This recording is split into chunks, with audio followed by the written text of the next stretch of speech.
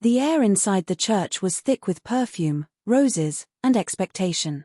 Clara Bennett stood at the edge of forever, her hand trembling slightly as she held her bouquet, a carefully constructed smile plastered across her face. Just minutes before the music began, she had picked up her fiancé Daniel's phone by mistake or fate. A new message blinked on the screen, curiosity pulling her thumb across it before she could resist. What she saw wasn't the usual nerves or last-minute logistics. It was betrayal, raw and undeniable. Last night was everything. I wish it was you walking down the aisle instead. The words were signed with a name that cut deeper than any blade. Ashley. Her best friend. The one who had chosen Clara's dress with her, toasted her engagement, laughed late into the night over wine about what the future might hold. The shock numbed her fingers, bile rising as her stomach churned.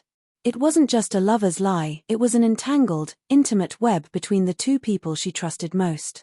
At that moment, the wedding ceased to be a promise of new beginnings and became a theater of deceit. Clara's body moved on autopilot, walking down the aisle with the weight of betrayal pulling at her bones. Guests turned with smiles, eyes shining with envy at her elegance, oblivious to the storm inside her. She felt like an actress in a cruel play, the bouquet trembling in her grip as she approached Daniel, the man who dared to look nervous but not guilty. Her mother's proud gaze anchored her from the pew, strict and expectant, as though Clara's worth depended on completing this performance. But Clara couldn't. She couldn't mouth vows that now tasted like poison, couldn't play the docile daughter who salvaged family honor at the expense of her soul.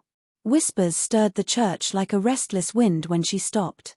First confusion, then a low hum of gossip, eyes darting, lips moving. Clara could almost hear the words forming: runaway bride, disgrace, shame. The sound of her mother's sharp inhale sliced through her like a blade, disappointment radiating across the room. This wasn't just Daniel's betrayal. It was public humiliation, a betrayal of trust, a fracture in family pride, an unraveling of the future she had been told to want. She fled past Daniel's outstretched hand, her veil snagging briefly against the altar rail before tearing free. The bathroom became her sanctuary, though its fluorescent lights were unkind and merciless, illuminating her smudged mascara and trembling lips. Alone, she stared at herself in the mirror, the veil now clutched in her fist like a symbol of a life that had collapsed within seconds. Tears welled but didn't fall, not yet. Humiliation, betrayal, disappointment, they all surged, threatening to consume her, but beneath the wreckage was something else: fire. Clara ripped the veil from her head with one sharp motion, the sound of tearing lace echoing like a battle cry. She pressed her palms against the cold porcelain sink, meeting her own gaze in the mirror. "This isn't the end of me," she whispered, her voice hoarse but steady. "It can't be." It was the first step toward defiance, a fragile but undeniable declaration.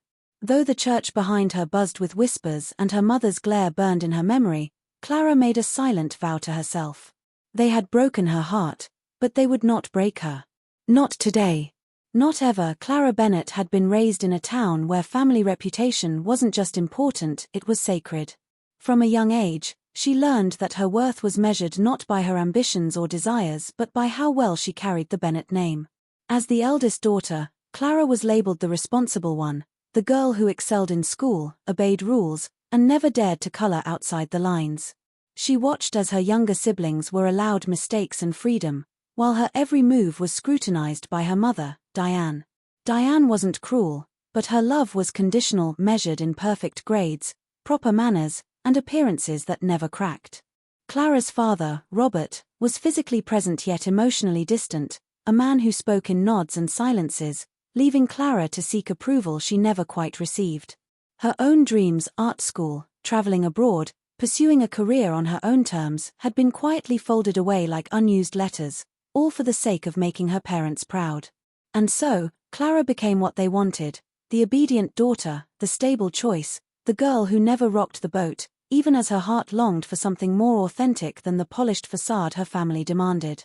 Ethan, her ex-fiancé, had fit perfectly into that mold her family adored. Handsome, charming, and ambitious, he was the kind of man Diane proudly introduced at dinner parties, someone who elevated the Bennett reputation simply by being in the picture. At first, Clara was swept up by his confidence and charisma, convincing herself it was love when, in truth, it was approval wrapped in a tailored suit. Ethan had a controlling streak she noticed early on, the way he corrected her in public, the subtle digs disguised as jokes, the expectation that she should be endlessly accommodating. But Clara swallowed those red flags whole, because leaving him wasn't just breaking off a relationship, it was shattering the image her family so carefully maintained. Ethan knew this, and it gave him power. He made decisions for her, often under the guise of protecting her or knowing what was best. Slowly, Clara's voice grew smaller, her laughter less frequent, until she became more of an accessory to Ethan's life than a partner in it. She told herself it was normal, that all relationships required compromise, but in her quietest moments, she felt the creeping truth. She wasn't living her life, she was performing in his. And still, she stayed, because the fear of disappointing her mother was heavier than the weight of her own unhappiness. After walking away from the wedding, Clara started over in the city, far from the suffocating expectations of her hometown. Her new apartment was modest, one bedroom, peeling paint, and a kitchen that echoed when she dropped a spoon, but it was hers. She worked at a mid-sized marketing firm, throwing herself into deadlines and presentations as if professionalism could shield her from the wreckage inside. On the surface, she appeared composed, even ambitious, but privately she battled insomnia that left her staring at the ceiling at 3 a.m., haunted by flashbacks of Ethan's betrayal and her mother's disappointed glare. The smallest things, a ringtone, a phrase, even the smell of roses, could transport her back to the church, heart pounding as if she were still trapped in that moment. It was during these fragile weeks that Daniel Carter quietly entered her orbit. A senior strategist at the firm, Daniel was polite but guarded, a man who carried his own invisible wounds. He noticed the shadows under Clara's eyes, the way her smile didn't always reach, the quietness that seemed less like shyness and more like survival. He didn't push, but he offered small kindnesses, an extra coffee during long meetings, a casual joke to ease tension, a silence that felt safe rather than demanding. For Clara, who was used to being scrutinized or controlled, Daniel's presence was disarming. It was the first time in a long while that she felt seen, not as someone's daughter, someone's fiancée, or someone's disappointment, but simply as herself. Clara thought she had begun to stitch together the fragments of her shattered life, but the wound was ripped open months later when she scrolled through her phone one quiet evening. There they were, Ethan and Ashley, smiling under golden light in an engagement photoshoot that was as staged as it was cruel. Their hands intertwined, Ashley's ring glinting as though it had always belonged to her. The images weren't just private announcements, they flooded social media, tagged and shared until they reached Clara's small hometown, where gossip spread faster than wildfire. Suddenly, her inbox and voicemail filled with pitying messages and thinly veiled curiosity. The betrayal wasn't a secret anymore, it was a public spectacle.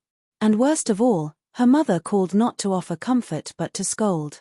"Stop acting like a victim, Clara," Diane's voice snapped down the line. "People are talking. Do you want our family to be remembered for your humiliation?"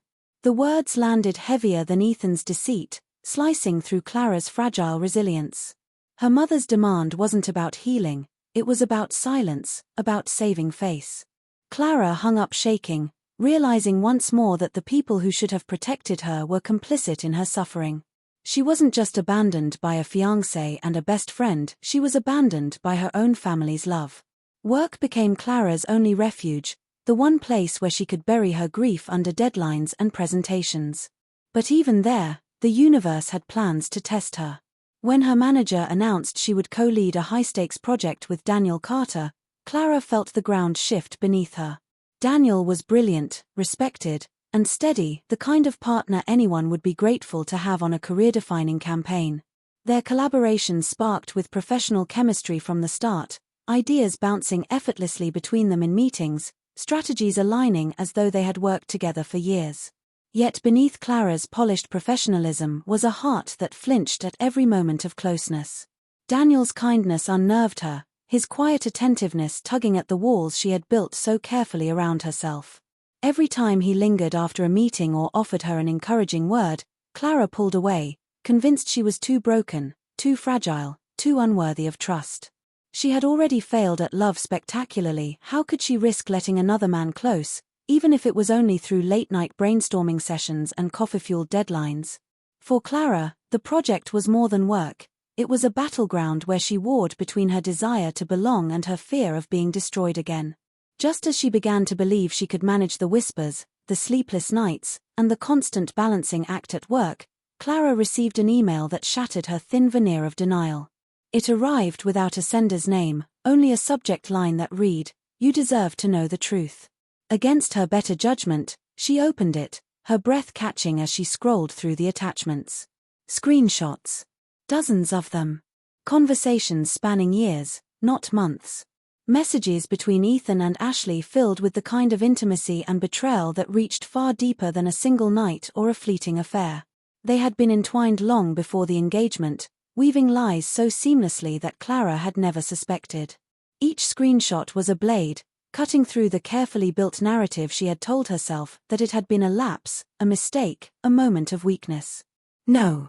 This was a history of betrayal, a deliberate erasure of her from a love story that had never truly belonged to her. Clara's chest constricted, tears stinging her eyes as denial collapsed into raw grief and rage. The foundation of her past cracked wide open, leaving her standing on nothing but questions. Who had known? How long had her life been a performance for the benefit of others? And, most hauntingly, could she ever trust her own judgment again? The email wasn't just a revelation, it was a demand, a call to confront the truth she had been running from since the day she walked out of that church. In the weeks following the anonymous email, Clara's carefully managed facade began to crumble. Panic attacks ambushed her at the most inconvenient moments, her chest tightening in the grocery store aisle, her breath quickening in the middle of a client pitch, her hands trembling so violently she could barely hold a pen. She started avoiding social events altogether, declining invitations under the excuse of work deadlines. Though the truth was simpler, she couldn't stomach the pity in people's eyes or the whispered gossip that trailed her name. At home, loneliness wrapped around her like a second skin, and insomnia stretched nights into cruel marathons of replayed memories. What seared deepest was her growing resentment toward her mother. Diane, who should have been her shelter, instead scolded her for dramatizing the past and urged her to forgive Ethan, as though betrayal was an inconvenience rather than a trauma. To Clara, this wasn't just parental pressure, it was erasure, the invalidation of her very pain. Yet through the fog of despair, Daniel's quiet presence at work began to press against her isolation. His words were never grand or intrusive, but one afternoon, when she brushed off his concern with her usual dismissal, he met her gaze steadily and said, "You don't have to heal alone." The simplicity of it unraveled her. For the first time, someone wasn't asking her to be strong or silent, they were offering to sit with her in the wreckage. It terrified her, but it also stirred something fragile, hope. The fragile progress shattered one evening when Clara was coerced by family into attending another wedding. She had planned to keep her head down, to endure the event with polite smiles and quiet restraint. But fate played its cruelest hand. Ethan and Ashley were there. They entered the reception arm in arm, Ashley's smirk dripping with triumph, while Ethan adopted a pained expression as though he were the wronged party. Their presence was suffocating, yet Clara's mother leaned in, whispering through clenched teeth, "Don't cause a scene." For years, Clara had obeyed that command, swallowing her hurt in service of appearances. But as Ashley brushed past her with a deliberately sweet hello, Clara, something inside her snapped. Rage and grief collided, and Clara's voice rose above the music, trembling but unrelenting. "You didn't just cheat on me," she said, the entire hall turning toward her. "You broke the woman I was becoming." The words hung in the air, raw and unpolished, yet truer than anything she had ever spoken. Gasps rippled through the crowd, whispers darting like fire. Her mother's mortified glare bore into her, but Clara didn't care. For the first time, she chose truth over silence, dignity over performance. The humiliation of the public outburst was real, but so was the liberation. She was done carrying their lies in silence, done being the family's shield. In that moment, the shame wasn't hers, it was theirs. Clara left the reception trembling, her chest heaving with the aftermath of adrenaline and shame. Outside in the cool night air, she braced herself against the stone wall, certain she had ruined whatever scraps of reputation she had left. But then Daniel was there, having followed her quietly, not with judgment but with a calm that steadied her storm. He didn't rush her words or tell her to breathe, he simply stood beside her until her shaking eased. When she finally looked at him, braced for pity, his eyes carried something else: recognition. Slowly, he shared pieces of his own story, a marriage that had unraveled in betrayal, the way he had been blindsided by someone he trusted with his life. His scars weren't identical, but they rhymed with hers, weaving a bridge of understanding that words alone couldn't build. "It doesn't make it easier," he admitted softly, "but it means you're not as alone as you think." For Clara, the moment was a revelation. She wasn't broken beyond repair, she was human, scarred, and still standing. The bond they formed that night wasn't romantic, not yet, but it was raw and real, a silent pact between survivors. As they stood together under the dim glow of streetlights, Clara realized she had crossed a threshold. She could no longer return to silence or denial. The truth was out, her pain acknowledged, and in Daniel's presence, she found not rescue, but something far more valuable: solidarity. Clara never would have agreed to attend the family dinner if she'd known the truth. She had thought it was a small gathering, just her parents, her siblings, a chance to mend frayed bonds. But when she walked into the dining room and saw Ethan and Ashley seated comfortably at the table, sipping wine as though they belonged, her stomach dropped. Betrayal, sharp and fresh, cut through her chest. Her mother, Diane, beamed too brightly, rushing to explain that she had invited them for the sake of closure and that it was time to let the past go. To Clara, the words landed like shackles, binding her again to the family's obsession with appearances. It wasn't about healing, it was about erasing her pain to preserve Diane's reputation. Ashley's eyes glittered with mischief, her smirk a weapon Clara knew too well, while Ethan avoided her gaze, feigning discomfort that painted him as the victim. The air was thick with unspoken tension, forks clinking against china like distant gunfire. Clara's pulse hammered in her ears, every breath a struggle between staying silent and screaming. The room that should have felt like home had become a stage where her mother was once again directing her humiliation. It didn't take long for the cracks to widen. Ashley, emboldened by Diane's approval, leaned across the table with a saccharine smile and said, "You really should thank me, Clara. I saved you from a life with Ethan you clearly couldn't handle." The cruelty dripped from every word, disguised as jest. Ethan sighed, casting himself as the weary peacemaker, muttering, "Ashley, don't, this isn't fair to Clara." But his voice was soft, rehearsed, calculated, a performance meant to cast him as blameless. Clara's hands clenched under the table, nails biting into her palms. And then her mother's sharp rebuke cut through. "Clara, enough with these theatrics. You're embarrassing yourself again. Why must you always dwell on the past?" That was the final blow, the confirmation that her pain had never mattered. Heat surged through Clara's veins as years of swallowed silence rose to the surface. She pushed back her chair, the scrape against the floor echoing like thunder. "You want to know why I dwell on it?" she shouted, her voice trembling but powerful. "Because you taught me to value shame over happiness. Because you told me to keep quiet, to smile, to protect appearances, and it destroyed me." The table went still, forks frozen midair, breaths caught. The truth Clara had carried for decades finally spilled into the open, impossible to silence. For a long, suffocating moment, no one spoke. Clara's chest rose and fell, her confession hanging in the air like smoke after a fire.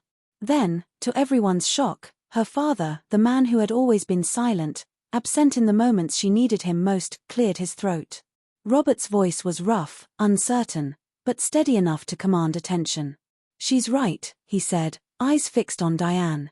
"We've spent years hiding behind appearances, pretending silence was strength. But it was weakness. And I let it happen. I let you crush her spirit because I was too cowardly to speak." Diane's face blanched, her composure cracking for the first time in memory. The admission shattered the script she had clung to, leaving her exposed. Clara stared at her father, stunned by the words she had longed to hear: validation, acknowledgement, regret. But she didn't linger. With her heart pounding, she stood, her chair left abandoned at the table. She looked at her family, at Ethan and Ashley, at the house that had always demanded her silence, and felt something she hadn't before: freedom. She didn't storm out in shame this time, but in liberation. The cool night air met her like a balm as she stepped outside, the sound of the door closing behind her not an ending but a beginning. For once, she wasn't walking away because she was broken, she was walking away because she had finally claimed herself. For the first time in her adult life, Clara stopped trying to fix others and chose to fix herself.